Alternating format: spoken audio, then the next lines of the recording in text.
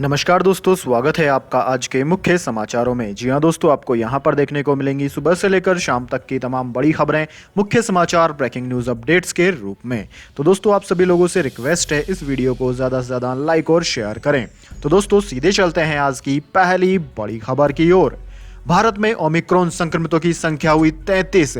क्या आने वाली है तीसरी लहर? जी हां दोस्तों, आपने बिल्कुल सही सुना। दक्षिण अफ्रीका से सबसे पहले पाए गए कोरोना वायरस के नए वेरिएंट ओमिक्रॉन का खतरा पूरे विश्व समेत भारत में भी बढ़ता ही जा रहा है। पिछले कई दिनों से भारत में भी इसके मामले लगातार बढ़ रहे हैं। स्वास्थ्य विभाग के आंकड़ों के मुताबिक देश में अब तक ओमिक्रॉन वेरिएंट के 33 मामले दर्ज किए गए हैं। दिल्ली में ओमिक्रॉन का दूसरा मामला सामने आया है। जिम्बाब्वे से दिल्ली आया शख्स संक्रमित पाया गया। जीनोम सीक्वेंसिंग में ओमिक्रॉन की पुष्टि हुई है। संक्रमित मरीज को एलएनजेपी अस्पताल में भर्ती कराया गया। दोस्तों, दिल्ली में ओमिक्रॉन के दूसरे मामले मिलने के साथ ही भारत में यह आंकड़ा 33 पर पहुंच गया है। महाराष्ट्र में शुक्रवार को ओमिक्रॉन के 7 नए मामले सामने आए थे। इनमें सबसे चौंकाने वाली बात यह है कि ओमिक्रॉन के संक्रमितों में एक 3.5 साल की बच्ची भी शामिल है, यानी कि ओमिक्रॉन बच्चों को भी तेजी से शिकार बना रहा है। ओमिक्रॉन के बढ़ते मामलों ने स्वास्थ्य अधिकारियों, डॉक्टर्स की चिंता बढ़ा दी है। उन्हें डर है कि कहीं ओमिक्रॉन वेरिएंट डेल्टा से भी खतरनाक साबित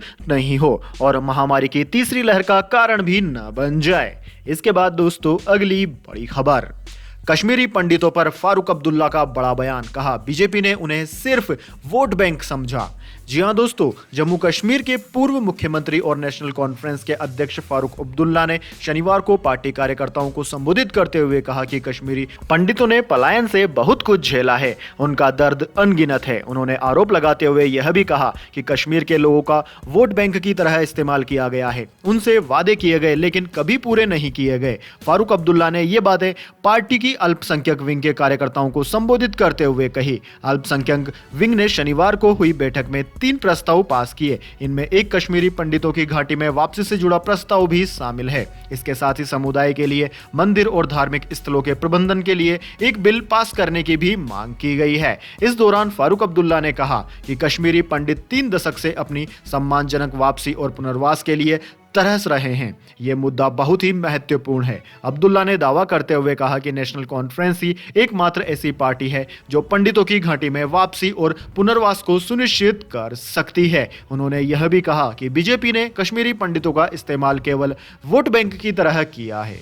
इसके बाद दोस्तों, अगली बड़ी खबर। केंद्र ने ज्यादा पॉजिटिविटी रेट वाले राज्यों को दिए निर्देश। कहा, नाइट कर्फ्यू समेत कड़े नियम लागू कर दीजिए। जी हां दोस्तों, केंद्रीय स्वास्थ्य सचिव राजेश भूषण ने उन राज्यों और केंद्र शासित प्रदेशों के नाम नोटिस जारी किया है जहां पिछले 2 हफ्तों में कोरोना पॉजिटिविटी रेट ज्यादा रिपोर्ट किया गया। इस नोटिस में लिखा गया है कि कोरोना के मामले में चिन्हित किए गए इलाकों में नाइट कर्फ्यू लगाया जाए। साथ ही ज्यादा लोगों से इकट्ठा होने पर रोक लगे और शादी, अंतिम संस्कार जैसे समारोह में कम लोगों को आने की अनुमति दी जाए। इसके बाद दोस्तों, अगली बड़ी खबर। बिना वैक्सीनेशन वालों को नहीं मिलेगी पब्लिक पैलेस में एंट्री। इस शहर में जारी हो गया नोटिस।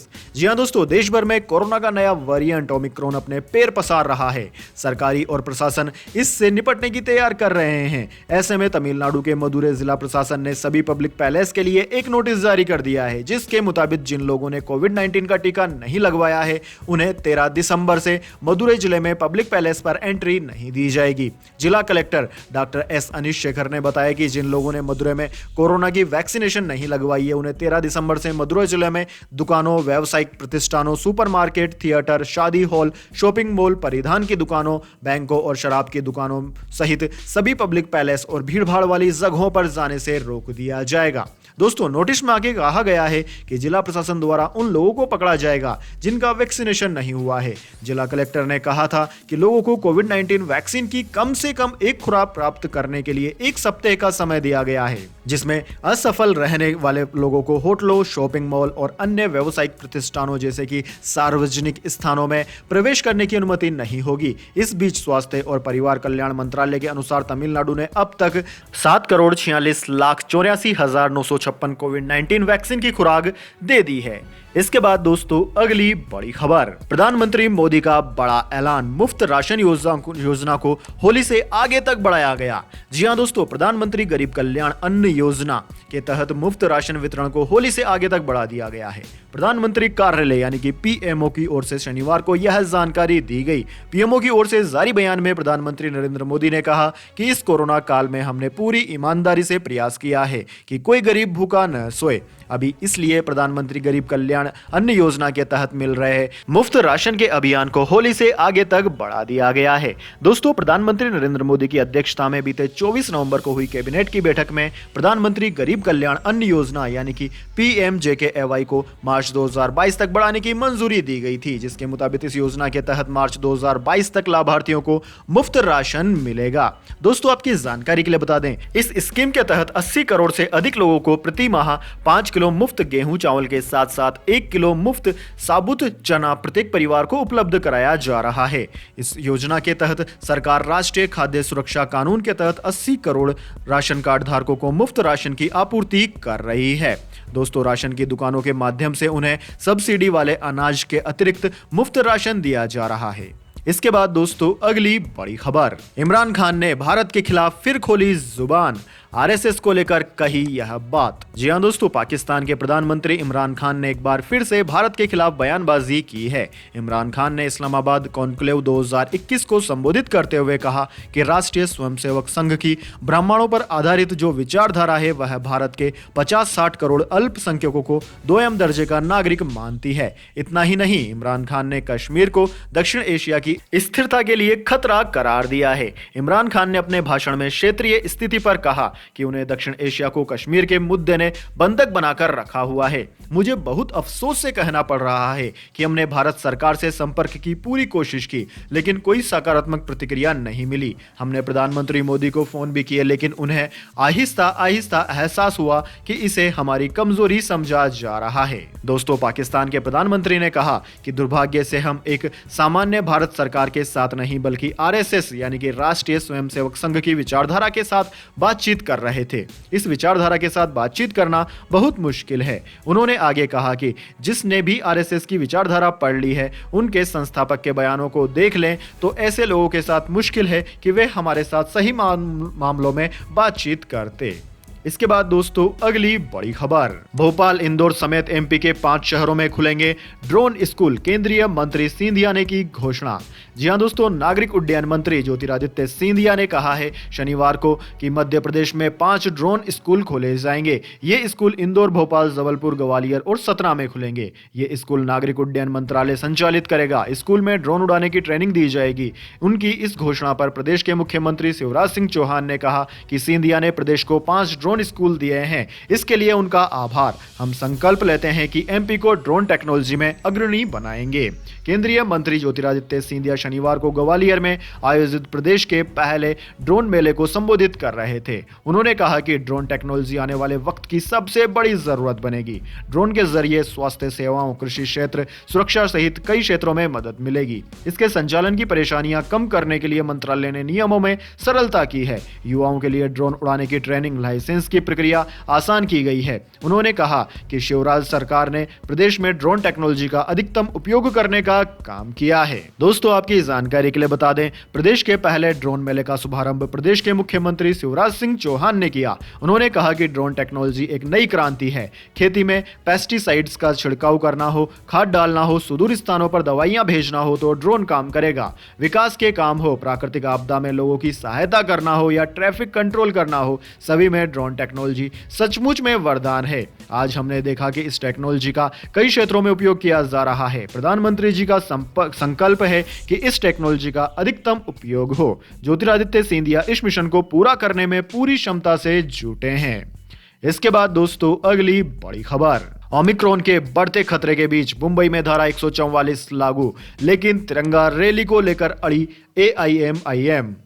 जी हां दोस्तों, देश में कोरोना के नए वेरिएंट ओमिक्रॉन ने फिर कुछ नए मामले सामने कर दिए हैं। ओमिक्रॉन के बढ़ते खतरे को देखते हुए मुंबई शहर में धारा 144 लगा दी गई है, जिसके तहत किसी भी तरह के रैली, मोर्चे निकलने पर सरकार पुलिस की तरफ से सख्त मनाही है। मुस्लिम आरक्षण को लेकर AIMIM की तरफ से राज्य भर में तिरंगा रैली निकालने का आयोजन किया जा रहा है। इस रैली में शामिल होने के लिए पार्टी के मुखिया असुद्दीन ओवैसी मुंबई पहुंचे हैं। मुंबई के साफी काना इलाके में असुद्दीन ओवैसी को शाम करीब 6 बजे एक सभा को संबोधित करना है। साकी नाका इलाके वाले इस तिरंगा सभा के लिए पार्टी कार्यकर्ता तैयारियों में जुट गए हैं। कार्यकर्ताओं का ऐसा मानना है कि करीब 1000 लोग इस सभा में जुटेंगे। पुलिस से मिली जानकारी के मुताबिक शहर में किसी भी तरह के रैली को निकालने की इजाजत नहीं दी गई है। राज्य में पार्टी के एकमात्र सांसद इम्तियाज जलील को पुलिस ने सुरक्षा कारणों की वजह से अहमदनगर में रोका हुआ है। ओवैसी के सभा में शामिल होने के लिए इम्तियाज जलील अपने समर्थकों के साथ मुंबई के लिए रवाना हुए थे। इसके बाद दोस्तों अगली बड़ी खबर, 7th पे कमीशन कर्मचारियों को न्यू ईयर से पहले मिला तोहफा, सरकार ने किए नए वेतनमान का ऐलान। जी हां दोस्तों, आपने बिल्कुल सही सुना। केंद्र सरकार के बाद अब राज्य सरकारें भी अपने कर्मचारियों की सैलरी में बढ़ोतरी कर रही है। इसी क्रम में अभी हिमाचल प्रदेश सरकार ने अपने कर्मचारियों के लिए छठे वेतन आयोग यानी कि 6th पे कमीशन के तहत नए वेतनमान की घोषणा कर दी है। सरकार के नए आधिकारिक प्रवक्ता ने यह जानकारी दी है। राज्य सरकार ने घोषणा की है कि अनुबंध पर काम करने वाले कर्मचारियों को अब 2 साल में नियमित कर दिया जाएगा। दोस्तों आपकी जानकारी के लिए बता दें, अब तक अनुबंध कर्मचारियों को 3 साल में नियमित किया जाता है। मुख्यमंत्री जयराम ठाकुर ने शनिवार को हिमाचल प्रदेश गैर राजपत्रित कर्मचारी महासंघ की संयुक्त समन्वय समिति JCC को संबोधित करते हुए राज्य सरकार के कर्मचारियों के लिए नए वेतनमान की घोषणा की। ये 1 जनवरी 2016 से लागू होगा। दोस्तों जानकारी के अनुसार जनवरी 2022 का वेतन संशोधित वेतनमान के अनुसार फरवरी 2022 में तय होगा। इसके बाद दोस्तों अगली बड़ी खबर, ओमिक्रॉन ने मचाया कोहराम, यहां एक दिन में दुगने हो गए कोरोना के मामले। जी हां दोस्तों, दुनिया में ओमिक्रॉन वेरिएंट ने तेजी से हंगामा मचा दिया है। ब्रिटेन में कोरोना के नए वेरिएंट ओमिक्रॉन के मामले में जबरदस्त तेजी देखने को मिली है। वहां एक दिन में कोरोना संक्रमण के 250 नए मामले सामने आ गए। इसके साथ ही देश में कोविड-19 के ओमिक्रॉन वेरिएंट के मामले एक दिन में दुगने हो गए। यहां अब इस वेरिएंट के कुल 817 मामले सामने आ चुके हैं। ब्रिटेन की हेल्थ सिक्योरिटी एजेंसी ने कहा है कि अगर पिछले 2 हफ्तों की तरह ही कोरोना केसों का ग्रोथ रेट और डबल टाइम बना रहा तो अगले 2 या 4 हफ्तों में कोरोना के 50% केस ओमिक्रॉन की वजह से होंगे। दोस्तों आपकी जानकारी के लिए बता दें, कुछ दिनों पहले ब्रिटेन के प्रधानमंत्री बोरिस जॉनसन ने कहा था कि ओमिक्रॉन का डबलिंग रेट 2 या 3 दिन हो सकता है। इसके साथ ही उन्होंने सभी को मास्क अनिवार्य पहनना कर दिया था। साथ ही वर्क फ्रॉम होम और वेन्यू पर एंट्री के लिए कोरोना से वैक्सीन सर्टिफिकेट की भी अनिवार्य दिखाना कर दिया गया था। दोस्तों शुरुआती लक्षणों से पता चलता है कि ओमिक्रॉन वेरिएंट बहुत तेजी से लोगों को संक्रमित कर सकता है। इसके अलावा ओमिक्रॉन के लक्षण भी पहले के वेरिएंट से थोड़ा अलग हैं। साथ ही यह भी सामने आया है कि वेरिएंट के चलते वैक्सीन की दोनों डोज और नेचुरल इम्यूनिटी भी कम हो रही है। ऐसे में यह जरूरी है कि हम सबको वह सब कुछ करना होगा जो संक्रमित की चेन को तोड़ सके और नए वेरिएंट के फैलाव को कम कर सके। इस पूरे मामले पर एक्सपर्ट्स का कहना है कि ओमिक्रॉन हमारे लिए चिंता की बात जरूर है, लेकिन हम इसे लेकर जितना सतर्क रहेंगे इस नए वेरिएंट से उतना ही बच पाएंगे। उन्होंने कहा कि नए वेरिएंट से बचाव के लिए वैक्सीनेशन काफी जरूरी है, इसलिए अपनी पहली, दूसरी और बूस्टर डोज को बिना किसी देरी के लगवाएं। हालांकि एजेंसी ने कहा कि अभी यह पता लगाने के लिए काफी कम डाटा उपलब्ध है कि वैक्सीन का इस वेरिएंट पर कितना असर पड़ रहा है। साथ ही दोबारा संक्रमित होने के जांच का पता चल सकेगा।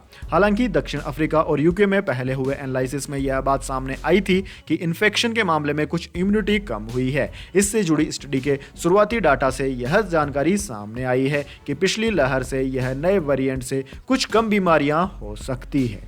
इसके बाद दोस्तों अब जान लेते हैं पूरी दुनिया और भारत में क्या है कोरोना महामारी की ताज़ा स्थिति। सबसे पहले दोस्तों बात करते हैं पूरी दुनिया की। तो दोस्तों पूरी दुनिया में इस वक्त तक इस महामारी से संक्रमितों का आंकड़ा 26,91,76,000 को पार कर गया है, जबकि दोस्तों इस महामारी से मरने वालों की संख्या 52,95,000 से ज्यादा है। दोस्तों इस महामारी से सर्वाधिक प्रभावित देशों की बात की जाए तो उनमें America, India, Brazil, United kingdom, Russia, Turkey, France, Germany, Iran आदि देशों का नाम अव्वल में आता है। वहीं दोस्तों अब इसके बाद में बात कर लेते हैं क्या है भारत के हालात, लेकिन उससे पहले मेरी आपसे एक छोटी सी रिक्वेस्ट है, अगर दोस्तों आपको अभी तक हमारी न्यूज़ पसंद आई है तो इसे एक छोटा सा लाइक जरूर दे दें, और अगर आपको पसंद नहीं आई है तो बेशक आप डिसलाइक भी कर सकते हैं, लेकिन दोस्तों लाइक और डिसलाइक जरूर कीजिए, क्योंकि दोस्तों यही हमारी मेहनत का फल होता है और इसी से हमें पता चलता है कि आपको हमारी वीडियोस पसंद आ रही है या नहीं। तो दोस्तों जल्दी से जान लेते हैं क्या है भारत के हालात। दोस्तों भारत में इस वक्त तक इस महामारी से संक्रमितों का आंकड़ा 3,46,82,000 को पार कर गया है, जबकि दोस्तों इस महामारी से मरने वालों की संख्या 4,74,000 के पार है।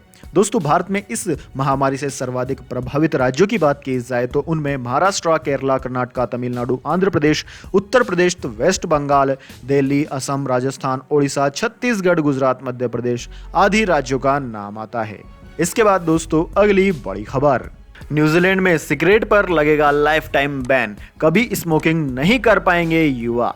जी हां दोस्तों, न्यूजीलैंड तंबाकू उपयोग पर सबसे कड़ी कार्यवाही करने जा रहा है। देश के युवा अब आजीवन सिगरेट नहीं खरीद सकेंगे। न्यूजीलैंड ने इस कठोर कदम को उठाने के समर्थन में दलील दी है कि स्मोकिंग को रोकने के लिए उठाए जा रहे अन्य उपाय बहुत समय ले रहे हैं। करीब 50 लाख की आबादी वाले इस देश में साल 2008 के बाद जन्मा कोई भी युवा सिगरेट या तंबाकू उत्पाद अपने पूरे जीवन में नहीं खरीद पाएगा। वर्तमान समय में न्यूजीलैंड में 15 साल तक के 11.6% युवा सिगरेट पीते हैं। न्यूजीलैंड के मूल निवासियों माओरी में यह आंकड़ा 29% है। सरकार माओरी हेल्थ टास्क फोर्स से आने वाले महीनों में विचार विमर्श कर रही है। इसके बाद इसे अगले साल जून में संसद में पेश कर दिया जाएगा। न्यूजीलैंड सरकार की योजना है कि साल 2022 के अंत तक इस बेहद कठोर कानून को लागू कर दिया जाए। इसके बाद प्रतिबंधों को चरणबद्ध तरीके से साल 2024 से आगे तक लागू किया जाएगा। इसके तहत दुकानों की संख्या को बहुत कम कर दिया जाएगा। साल 2027 तक देश में एक ऐसी पीढ़ी का लक्ष्य रखा गया है जो सिगरेट नहीं पीती हो। वैसे दोस्तों न्यूजीलैंड का यह फैसला आपको कैसा लगा, कमेंट में जरूर बताइए। हमारे देश में भी क्या इस तरह के फैसले लिए जाने चाहिए या नहीं, अपनी राय जरूर दें। इसके बाद दोस्तों अगली बड़ी खबर, क्रिप्टो इंडस्ट्री ने सरकार को दिए सुझाव, इस तरीके से चल सकती है बेहतर क्रिप्टो ट्रेडिंग। जी हां दोस्तों, क्रिप्टो एक्सचेंज ने सरकार को सुझाव दिया है कि वह एक्सचेंज व दूसरे बिचौलियों के लिए लाइसेंस व्यवस्था शुरू करे और क्रिप्टो ट्रेडिंग में इस्तेमाल होने वाले फंड्स पर नजर रखने के लिए कड़े नियम बनाकर क्रिप्टो करेंसी को रेगुलेट करे। मनी कंट्रोल ने सूत्रों के हवाले से यह खबर लिखी है। दोस्तों खबर के अनुसार blockchain and crypto assessed accounts ने कहा है कि रजिस्ट्रेशन या लाइसेंस व्यवस्था को लागू करके निवेशकों की सुरक्षा से जुड़ी चिंताओं को दूर किया जा सकता है। उन्होंने कहा कि इस व्यवस्था से एक्सचेंजों और दूसरे क्रिप्टो वॉलेट्स को बेहतर तरीके से मैनेज करने के साथ साथ जरूरी जानकारियां पाना सुनिश्चित हो जाएगा। दोस्तों आपकी जानकारी के लिए बता दें, BSCC में क्रिप्टो एक्सचेंज शामिल है और यह इंटरनेट और मोबाइल एसोसिएशन ऑफ इंडिया का हिस्सा है। कॉइन स्विच के फाउंडर आशीष सिंघल और कॉइन DCX के फाउंडर सुमित गुप्ता इसके को-चेयर यानी कि सह अध्यक्ष भी हैं। इसके बाद दोस्तों अगली बड़ी खबर, राजद्रोह कानून पर फिर छिड़ी जंग, चिदंबरम बोले कानून मंत्री नहीं पढ़ते हैं अखबार। जी हां दोस्तों, कांग्रेस नेता पी चिदंबरम ने राजद्रोह के कानून को लेकर कानून मंत्री पर निशाना साधा है। कांग्रेस नेता ने कहा कि ऐसा लगता है कि कानून मंत्री रिजिजू सुप्रीम कोर्ट की कार्यवाही की खबरें देने वाले अखबार नहीं पढ़ते हैं। दोस्तों आपकी जानकारी के लिए बता दें, शुक्रवार को कानून मंत्री ने लोकसभा में कहा था कि राजद्रोह से जुड़ी भारतीय दंड संहिता की धारा 124A को हटाने से संबंधित कोई प्रस्ताव गृह मंत्रालय के पास विचाराधीन नहीं है। इस मामले में रिजिजू ने कांग्रेस नेता पर पलटवार करते हुए कहा कि वह भले ही वो अखबार नहीं पढ़ते हैं, लेकिन वे जानते हैं कि खबरें कभी भी आधिकारिक रिकॉर्ड का हिस्सा नहीं बनती। उन्होंने चिदंबरम से यह सवाल भी किया कि कांग्रेस की सरकारों में लोगों के खिलाफ राजद्रोह के कितने हजार मामले दर्ज किए गए। तो दोस्तों यह थी आज की तमाम बड़ी खबरें। इसके बाद दोस्तों अब बारी आती है आज के माइंड क्विज क्वेश्चन की। जी हाँ दोस्तों, एक आसान से सवाल का जवाब देकर आप जीत सकते हैं एक अमेजिंग सरप्राइज गिफ्ट हमारे यूट्यूब चैनल की ओर से। तो दोस्तों आज का सवाल आपकी स्क्रीन पर आ चुका है। सम्राट अशोक ने, महान अशोक ने अपने अंतिम दिनों में कौन से धर्म को अपना लिया था? जी हाँ दोस्तों, अगर आप जानते हैं इस सवाल का जवाब तो जल्दी से कमेंट बॉक्स में लिख दीजिए। अगर दोस्तों आपका जवाब होता है एकदम सही और आप चुने जाते हैं लक्की विजेता के रूप में, तो आपको मिल सकता है एक अमेजिंग सरप्राइज गिफ्ट हमारे यूट्यूब चैनल की ओर से। तो दोस्तों जल्दी से अपना उत्तर कमेंट बॉक्स में लिख दीजिए, वीडियो को लाइक कर लीजिए और चैनल को सब्सक्राइब करके बेल आइकन भी दबा लीजिए। धन्यवाद। वंदे मातरम। जय हिंद, जय भारत।